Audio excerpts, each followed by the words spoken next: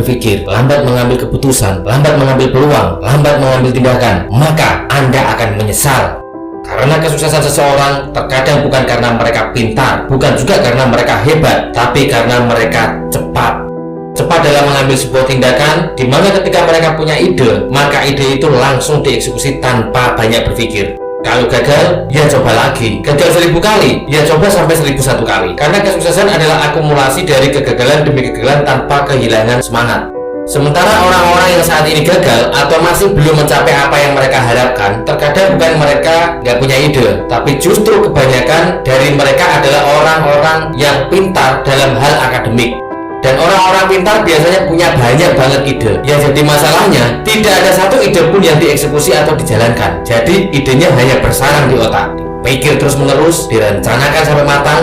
Ketika mau dijalankan, ragu-ragu lagi, menunggu waktu yang tepat, menunggu segala sesuatunya siap. Ketika baru mau dijalankan, ternyata idenya sudah dikerjakan oleh orang lain, dan yang tertinggal hanyalah penyesalan.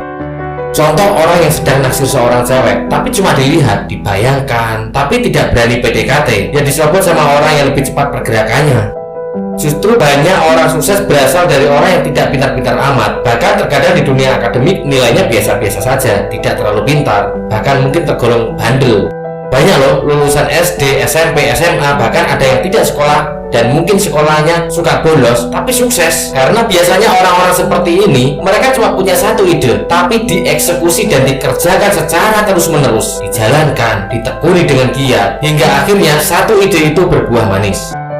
Lambat dalam berpikir, maka Anda akan ketinggalan kereta, ketinggalan sama teman-teman Anda, ketinggalan kemajuan, ketinggalan zaman. Teman-temannya udah pada bergerak, kamu bengong aja.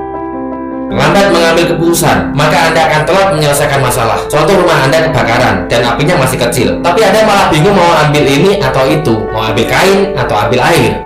Mau ambil air di mana? Mau pakai gayung atau ember? Mau teriak minta tolong atau diatasi sendiri? Ya habis terbakar rumah Anda, dilalap sejago merah. Lambat mengambil peluang, maka Anda akan kehilangan kesempatan, karena peluang itu tidak datang setiap hari. Ketika ada peluang, maka gunakan sebaik mungkin. Bahkan kalau tidak ada peluang, maka ciptakan peluang itu. Contoh seorang pemain bola, bola udah di depan gawang, tinggal berhadapan dengan penjaga gawang, tapi nggak ditendang-tendang bolanya untuk menjadi sebuah gol, tapi malah digocek-gocek dulu. Ya terlanjur diserobot oleh pemain bertahan lawan atau kiper. Jadi kalau ada peluang, manfaatkan peluang tersebut dengan sebaik mungkin. Jangan sampai peluang lewat atau hilang begitu saja. Lambat mengambil tindakan, maka Anda akan menyesal, karena waktu terus berjalan tanpa kompromi. Anda berhenti, waktu tetap berjalan, detik demi detik, hari berganti hari, waktu berganti waktu, tahun berganti tahun, hingga tanpa Anda sadari, tiba-tiba umur Anda sudah tua dan Anda masih stagnan atau masih begitu-begitu saja, tanpa ada kemajuan yang berarti. Karena tindakan adalah jembatan untuk mencapai semua mimpi-mimpi Anda. Sobat Dasar, mulailah bergerak dengan cepat. Ketika Anda punya ide, ketika Anda punya keinginan, ketika Anda punya impian, ketika Anda masih sehat, tunggu apa lagi?